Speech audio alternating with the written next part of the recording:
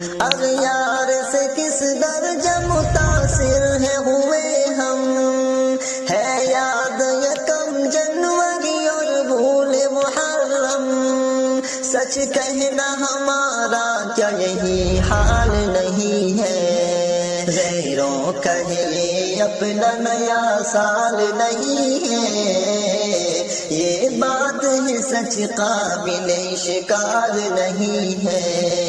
اور مکے والے تو ان کو صادق کہتے تھے، امین کہتے تھے، جس کا مطلب ہوتا ہے بہت سچے ہیں اور بڑے ایماندار ہیں، ایسا کہتے تھے۔ پھر بھی کہتے تھے کہ صاحب یہ تو ایسا آدمی اس میں جادو ہو گیا ہے، کیونکہ ان کی سمجھ میں آتی نہیں تھی کہ یہ قرآن کہاں سے آ رہا ہے، یہ ایسا کلام جس کا جواب تم سے نہیں بن رہا ہے، جس کا مقابلہ تم سے نہیں ہو رہا ہے، اس ٹاپک پر بات کرنے کے بجائے یوں کہتے تھے اس میں تو جادو ہو گیا ہے، یہ زبان اور یہ بیان اور یہ کلام ہماری سمجھ میں نہیں آتا ہے۔ اللہ تعالیٰ نے ان کے کانوں پر ان کے کانوں میں ڈانٹ لگا دی اور ان کے دلوں پر پردہ ڈال دیا تھا۔ اصل وجہ یہ ہے، اللہ فرماتے ہیں فَضَلُّوا فَلَا يَسْتَطِيعُونَ سَبِيلًا، یہ لوگ گمراہ ہو گئے ہیں، اب ان کو راستہ ملنے والا نہیں ہے۔ بات یہ ہے کہ اللہ تبارک و تعالیٰ نے نبیوں کو اس لیے بھیجا کہ لوگ ان کی بات کو سنیں، سمجھیں، غور کریں، فیصلہ کریں۔ اب اللہ تعالیٰ قرآن کریم کو تھوڑا تھوڑا نازل فرماتے تھے، اور 23 سال تک قرآن کریم دھیرے دھیرے تھوڑا تھوڑا نازل ہوتا رہا۔ آدمی اگر غور کرتا، فکر کرتا، توجہ کرتا تو آج نہیں تو کل، کل نہیں تو پرسوں، آخر سمجھ میں بات آ جاتی۔ کتنے لوگ ایسے ہیں صحابہ میں جو پہلے دن ایمان نہیں لائے، سنتے رہے، دیکھتے رہے، سنتے رہے، کسی کو 5 سال لگے، کسی کو 10 سال لگے، کسی کو 15 سال لگے، کسی کو 18 سال لگے، کسی کو 23 سال بھی لگ گئے، ایسے بھی ہو گئے، بالکل آخر میں ایمان لائے، ایسے بھی بہت سارے لوگ ہیں۔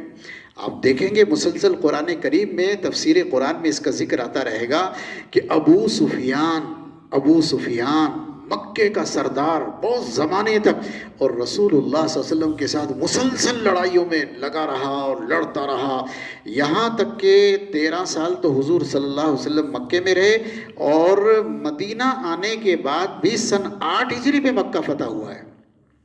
تو مکہ فتح کے موقع پر، مکہ فتح کے دن میں ابو سفیان ایمان لائے ہیں، تو 8 سال یہ ہو گئے اور 13 سال وہ ہو گئے، 23 سال بعد جا کر وہ آدمی ایمان لایا۔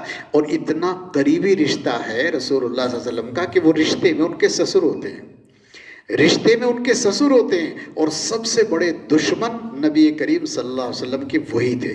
مکے میں پہلے ابو جہل تھا، لیکن ابو جہل چونکہ غزوہ بدر میں مارا گیا، سن 2 ہجری میں وہ مارا گیا، سن 2 ہجری کے بعد بھی 6 سال یہی آدمی ذمہ دار رہا، ابو سفیان یہی مالک تھا، یہی ذمہ دار تھا، ساری باتیں یہی کرتا تھا، یہی لوگوں کے پیغام لاتا، لے جاتا، کہتا، سنتا، فیصلے کراتا تھا ابو سفیان۔ 23 سال بعد بات سمجھ میں آئی اور فتح مکہ کے دن ایمان لایا۔ تو بات یہ ہے کہ اگر تھوڑا توجہ کی جاتی ہے، غور و فکر کی جاتی ہے، ایسے دوستوں سے تعلق رہتا ہے یا جاننے والوں سے، تو سمجھاتے ہیں، سمجھ میں آتی ہے بات۔ لیکن بعض لوگ ایسی حرکتیں کرتے ہیں کہ 1 بار 2 بار 4 بار 10 بار اللہ کی رحمت متوجہ ہوتی ہے، لیکن بندہ اس کی قدر نہیں کرتا، تو پھر اللہ تعالیٰ محروم کر دیتا ہے کہ جاؤ، اس کے بعد پھر اللہ تعالیٰ راستہ نہیں دیتا۔ یہ وہی لوگ ہیں جن کا ذکر یہاں کیا جا رہا ہے۔ قرآن کریم کی تفسیر جب شروع ہوئی تھی، بالکل شروع میں یہ بات بتائی گئی تھی، سورہ بقرہ کے شروع میں اللہ تعالیٰ نے آیات نازل فرمائی، ان الذین کفروا سواء علیہم اانذرتہم ام لم تنذرہم لا یؤمنون۔ اللہ تعالیٰ فرماتے ہیں کہ اے نبی، یہ لوگ تو اس طرح کے لوگ ہیں، آپ انہیں سمجھائیں نہ سمجھائیں، یہ تو ایمان لانے والے تو نہیں ہیں۔ ختم اللہ علی قلوبہم وعلی سمعہم وعلی ابصارہم غشاوہ، اللہ تعالیٰ نے ان کے دلوں پر، دماغ پر، آنکھوں پر، کانوں، سب جگہ پردے ڈال دیے، مہر لگا دی، ان کی سمجھ میں بات نہیں آئے گی۔ یہ کب ہوتا ہے؟ یہ جب ہوتا ہے کہ جب آدمی کے ساتھ مسلسل اللہ کی طرف سے تعاون اتر رہا ہے، رحمتیں اتر رہی ہیں، موقع مل رہے ہیں، اور آدمی قدر نہیں کر رہا ہے، تو پھر اللہ تعالیٰ محروم کر دیتے ہیں کہ جاؤ اب، کیونکہ اللہ تعالیٰ تو کسی کا محتاج نہیں ہے، انسان محتاج ہیں، انسانوں کو ضرورت ہے، اللہ تعالیٰ کو کوئی انسانوں کی ضرورت نہیں۔ ساری دنیا کے انسان اللہ کے نافرمان ہو جائیں، سب کوئی سجدہ نہ کرے، اللہ کی شان میں ذرہ برابر فرق نہیں آتا، اور ساری دنیا کے انسان سجدے میں گر جائیں، اس کی اطاعت اور فرما برداری کریں تو بھی اللہ تعالیٰ کی حمد و ثنا میں ذرہ برابر فرق نہیں آتا. تو پہلے ہی اتنی تعریفوں والا ہے کہ انسانوں کی تعریفوں کی کوئی ضرورت نہیں ہے اللہ تعالیٰ کو. بات یہ ہے کہ اللہ تبارک و تعالیٰ کی ذات چونکہ بہت بلند ہے، اس لیے اللہ پاک نے فرمایا اب انہوں نے ایسی شرارتیں کر ڈالی ہیں کہ اس کے بعد ان کی سمجھ میں اب بات نہیں آئے گی. یہ جو آیتیں ہیں 2-3 جس کا ترجمہ اور مطلب آپ کو بھی بتایا گیا ہے، وَإِذَا قَرَأْتَ الْقُرْآنَ، اور اس کے بعد دوسری آیت ہے وَجَعَلْنَا عَلَىٰ قُلُوبِهِمْ أَكِنَّةً، اور تیسری آیت ہے نَحْنُ أَعْلَمُ بِمَا يَسْتَمِعُونَ بِهِ.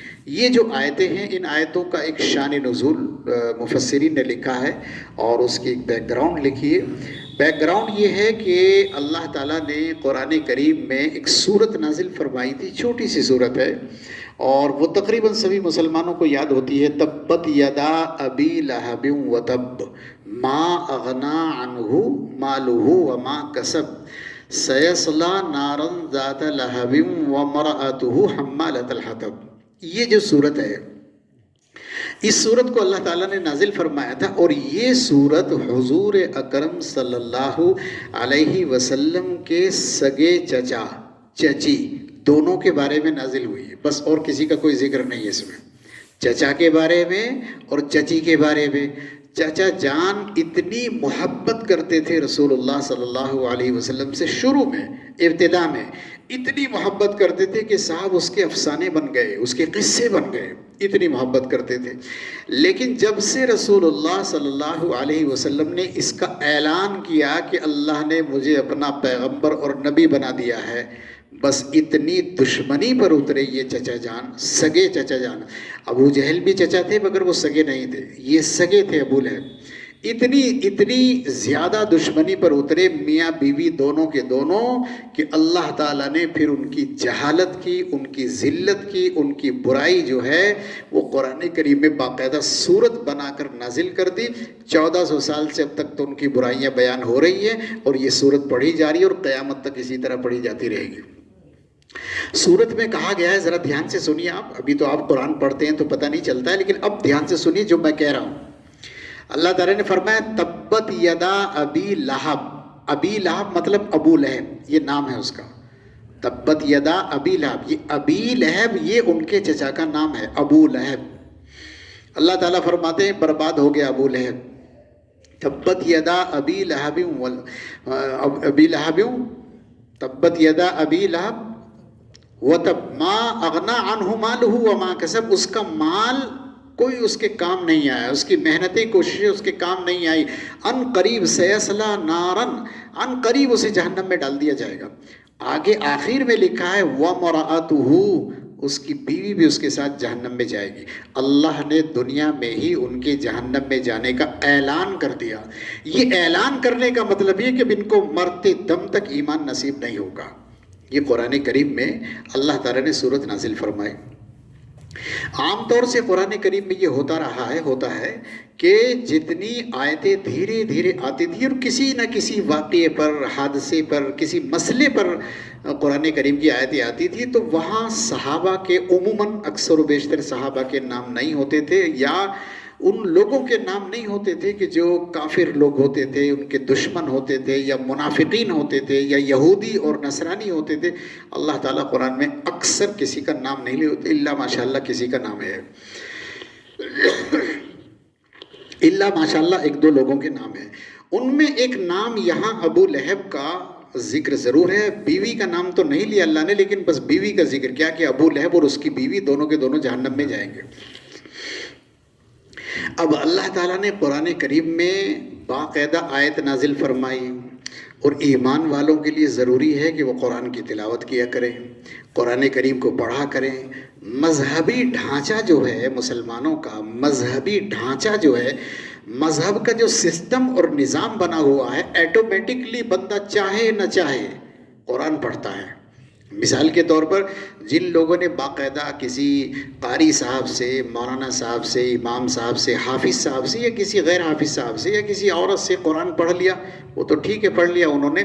لیکن اکثر و بیشتر ایسے لوگ جنہوں نے باقاعدہ باضابطہ قرآن نہیں پڑھا، ان کو بھی نماز کی صورتیں مسلمانوں کے یہاں قل اعوذ برب الناس، قل اعوذ برب الفلق، قل هو اللہ احد، تبت یدا، یہ اکثر و بیشتر یاد رہتی ہے، قل هو اللہ احد وغیرہ یہ صورتیں یاد ہوتی ہیں۔ اب یہ بھی تو قرآن ہے تو بندے ان کو پڑھتے ضرور ہیں، اور یہ صورتیں چھوٹی چھوٹی اس طرح کی ہیں سبھی کو تقریباً یاد ہوتی، کیونکہ اس کے بغیر مسلمان کی نماز تو ہوتی نہیں ہے۔ اگر وہ قرآن نہیں پڑھے گا تو اس کی نماز نہیں ہوتی، تو اس کی مجبوری ہے اس کو یاد کرنا اور اس کو پڑھنا، یعنی نماز میں پڑھنا تو ضروری ہی ہے، تو اس لیے سب کو یاد ہے۔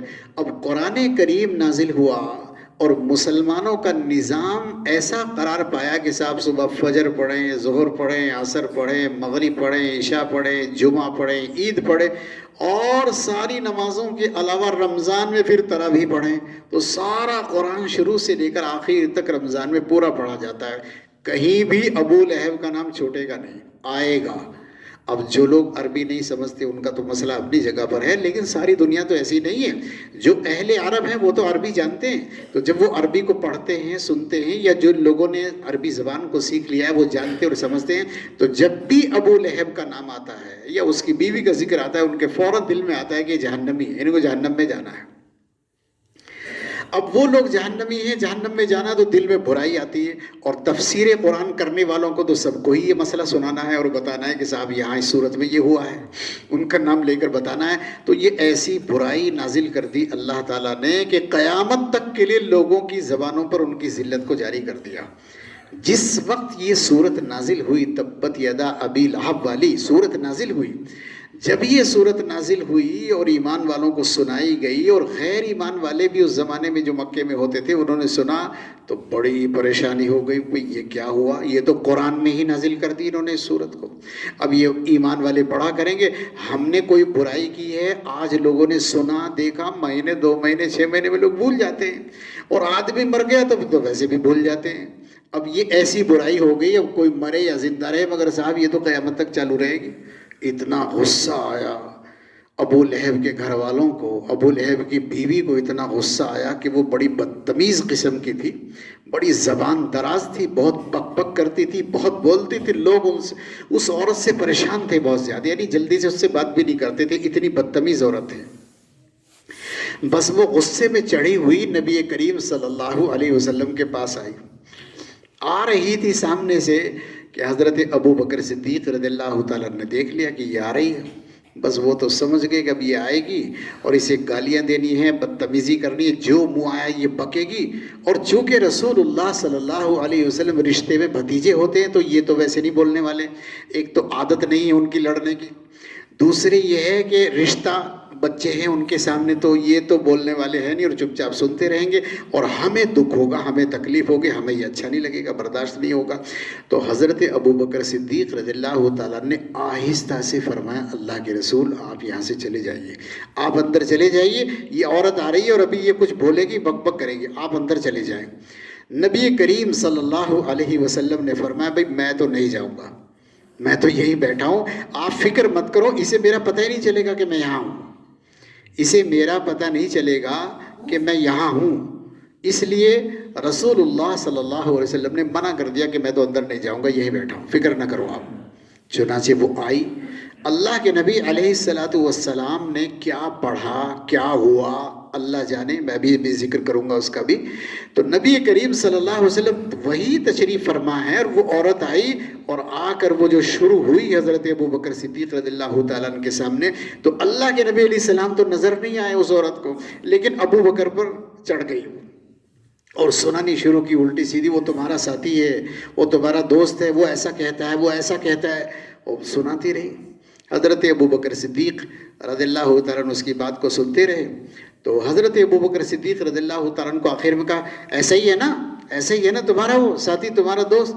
حضرت ابو بکر نے کہا نہیں ایسا تو نہیں، انہوں نے تو کوئی برائی نہیں کی آپ کی، کیونکہ یہ برائی تو اللہ تعالیٰ نے کی ہے نا۔ تبت یدا ابھی جو نازل ہوئی ہے صورت، یہ حضور نے تھوڑی بنائی ہے، یہ حضور نے تو گھڑی نہیں ہے، یہ تو اللہ کے یہاں سے آسمانوں سے فرشتہ لے کر آیا کہ بھئی اللہ تعالیٰ نے یہ کہا ہے، اب یہ برائی تو حضور کی طرف سے نہیں۔ تو حضرت ابو بکر صدیق رضی اللہ تعالیٰ نے کہا کہ حضور تو شاعر بھی نہیں کہ آپ کی برائی کریں گے، کیونکہ اس زمانے میں برائی شاعری میں ہوتی تھی، اس زمانے میں برائی عام طور سے شاعری میں ہوتی تھی. تو اللہ کے نبی علیہ السلام کے بارے میں فرمایا کہ اللہ کے نبی تو جو ہے وہ شاعر بھی نہیں کہ آپ کی کوئی برائی کرتے. بس اس نے کہا ہاں تجھے تو اسی کی بات کہنی ہے نا, اور تو کچھ کہے گا نہیں, تجھے تو یہی کہنا ہے. بس بڑا کر کے وہ آخر چلی گئی. نبی کریم صلی اللہ علیہ وسلم وہی بیٹھے تھے, اللہ کے نبی انہیں نظر نہیں آئے, وہ چلی گئی. جب وہ چلی گئی تو اللہ کے نبی علیہ السلام سے حضرت ابوبکر صدیق رضی اللہ تعالیٰ نے عرض کیا, اللہ کے رسول کیا ہوا, آپ تو یہی تشریف فرما تھے اور آپ اسے نظر نہیں آئے, کیونکہ وہ سارا میری طرف جو ہے وہ خطاب کرتی رہی, وہ صرف میرے اوپر چڑھی رہی اور آپ کی طرف دیکھا بھی نہیں اس نے.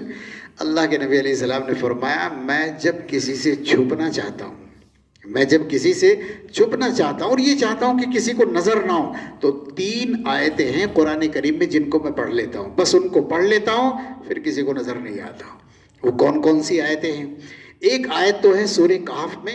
قرآن کریم میں اللہ تعالیٰ نے سورہ کہف میں فرمایا انا جعلنا علی قلوبہم, یہ ایک آیت شریفہ تو یہ ہے جو اس وقت ہم پڑھ رہے ہیں, جعلنا علی قلوبہم ان یفقہوہ وفی آذانہم وقرا. ایک تو یہ ہے, ایک ہے اولئک الذین طبع اللہ علی قلوبہم وسمعہم وابصارہم, اور ایک آیت ہے افرأیت من اتخذ الہہ ہواہ وأضلہ اللہ وختم علی سمعہ وقلبہ وجعل علی بصرہ غشاوہ. یہ 3 آیتیں ہیں. اللہ کے نبی علیہ السلام فرماتے ہیں بس میں ان کو پڑھ لیتا ہوں اور نظر سے محفوظ ہو جاتا ہوں, پھر میں کسی کو نظر نہیں آتا. اب اللہ کے نبی علیہ السلام نے یہ بات بتا دی اور یہ ہو گیا. اللہ تعالیٰ نے بھی قرآن کریم میں یہاں اس کا ذکر کر دیا وَجَعَلْنَا عَلَىٰ قُلُوبِهِمْ أَكِنَّةً أَن يَفْقَهُوا وَفِي آذَانِهِمْ وَقْرًا, کہ ہم نے ان کے دلوں پر پردہ ڈال دیا ہے, قرآن ان کی سمجھ میں نہیں آتا. وَفِي آذَانِهِمْ وَقْرًا, اور کانوں میں ڈانٹ لگا دی ہے. اور آگے اللہ تعالیٰ نے فرما دیا ہے کہ ہم نے آپ کے درمیان ان کے درمیان بِالْآخِرَةِ حِجَابًا مَسْتُورًا, پردے میں کر دیا ہے آپ کو. تو یہ آیتیں اسی طرح کی ہیں جن میں اس طرح کا مفہوم ہے, مضمون ہے. اللہ تعالیٰ نے یہ فرمایا کہ ہم آپ کو پردے میں کر دیتے ہیں, تو آپ صلی اللہ علیہ وسلم یہ آیتیں پڑھتے تھے اور پردے میں ہو جاتے تھے. اب مسلمان صحابہ اسے سنیں اور وہ ایسا نہ کریں, ایسا کیسے ہو سکتا ہے؟ تو روایات میں بڑے لمبے تذکرے لکھے ہیں, بڑی بڑی باتیں لکھی ہیں. حضرت کعب رضی اللہ تعالیٰ عنہ کے بارے میں لکھا ہے کہ وہ کہتے ہیں کہ میں نے ایک ایسے آدمی کو جو ملک شام میں رہتا تھا, ایمان والا, اسے رومیوں کے ملک میں جانا تھا, مگر وہ ڈر رہا تھا کہ کوئی اسے راستے میں مار نہ دے, شہید نہ کر دے. میں نے اس سے کہا یہ 3 آیتیں پڑھ لینا, دشمن تمہیں نہیں دیکھے گا. وہ بیچارہ گیا اور ان 3 آیتوں کو پڑھتے ہوئے گیا, جیسا گیا آرام سے ویسا ہی واپس آ کے, کسی دشمن نے انہیں نہیں دیکھا. ایسے کئی واقعات بڑے حضرات مفسرین نے اور تاریخ نگاروں نے اپنی کتابوں میں لکھے ہیں کہ امام ثعلبی کا واقعہ ہے, امام قرطبی کا واقعہ ہے, انہوں نے یہ لوگوں کو تلقین کیا ان آیتوں کو پڑھ لینا چاہیے. امام قرطبی کے بارے میں لکھا ہے کہ انہوں نے کہا کہ یہ آیتیں ہیں, اور وہ جو یاسین شریف کی شروع کی آیتیں ہیں وہ بھی ساتھ ملا لیں تو اور اچھا ہو جاتا ہے. یاسین والقرآن الحکیم انک لمن المرسلین علی صراط مستقیم تنزیل العزیز الرحیم لتنذر قوم ما انذر آباؤہم فہم غافلون لقد حق القول على اکثرہم فہم لا یؤمنون. اس سے اگلی ایک آیت اور ہے, یہ سب ملا کر پڑھ لیا جائے, اس لیے کہ رسول اللہ صلی اللہ علیہ وسلم جب ہجرت کے موقع پر مکے سے نکل رہے تھے تو آپ کے گھر کے باہر دشمن لاٹھیاں, ڈنڈے, تلواریں, تیر لے کر تیار کھڑے تھے کہ آپ باہر نکلے اور اب آپ کو شہید کر دیں. اس وقت نبی کریم صلی اللہ علیہ وسلم نے یہی آیتیں یاسین شریف کی تلاوت کی تھی, اور آپ ان کے سروں کے اوپر مٹی ڈالتے ہوئے نکل گئے اور انہیں کسی کو خبر بھی نہیں ہوئی. اس طرح آپ صلی اللہ علیہ وسلم کو اللہ تعالیٰ نے بچا لیا. تو یہ آیتیں بھی ساتھ میں پڑھ لی جائیں تو اس کا تجربہ یہ نقل کیا گیا ہے کہ آدمی دشمنوں کی آنکھوں سے محفوظ ہو جاتا ہے, ان کو پھر وہ نظر نہیں آتے. بہت سارے واقعات اس سلسلے میں ہیں. دیکھیے اللہ تعالیٰ نے آگے فرمایا وَقَالُوا اَإِذَا كُنَّا عِظَامًا وَرُفَاتًا أَإِنَّا لَمَبْعُوثُونَ خَلْقًا جَدِيدًا. اللہ تعالیٰ فرماتے ہیں کہ لوگ یہ کہتے ہیں جب ہم ہڈیاں ہو جائیں گے اور چورا چورا ہو جائیں گے تو کیا ہمیں پھر اٹھایا جائے گا کہ نئے طریقے سے؟ آپ کہہ دیجئے کہ تم لوہا بن جاؤ, پتھر بن جاؤ, یا کوئی ایسی مخلوق بن جاؤ جو تمہاری سمجھ میں آتی ہو کہ بہت سخت ہے, تو اس طرح کچھ بھی ہو جاؤ, لیکن آخر ہم تمہیں دوبارہ زندہ کر دیں گے. فَسَيَقُولُونَ مَن يُعِيدُنَا, اب وہ لوگ یہ بات سن کر کہتے بھئی یہ کب کو ہوگا جو یہ کہہ رہے ہیں؟